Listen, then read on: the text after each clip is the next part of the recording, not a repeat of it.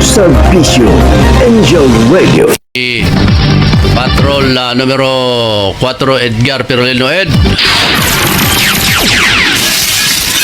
Nahimong usa ka dakong pribilehiyo o garbo ni 1st District Congressman Lordan Suan nga mopadangat og usa ka halandumong mensahe para sa mga bar passer sa Ateneo Law. Usa sa mga gipadangat nga dakong hagit ni Congressman Lordan Suan mao ang paghatag bili sa pagbasa sa nagkadaing libro og sabton pag-ayo ang mga mensahe ug pagtulunan niini apil ang sakripisyo sa pagkabot sa tumong ug tinguha sa kinabuhi. First, so let me just share with you a couple of things that I wish someone would have told me when I was your age, fresh from passing the bar exam. First, read more books. Read books, not novels, read books about philosophy, religion, economics, self-help, even fiction.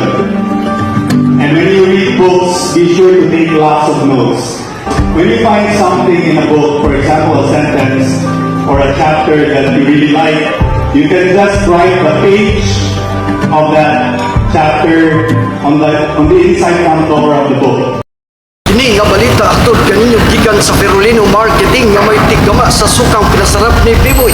Gikan diri sa lokasyon, ako si numero 4 Angel Edgar Perolino para sa Angel Eye, Patanang Bayan sa Angel News Patrol.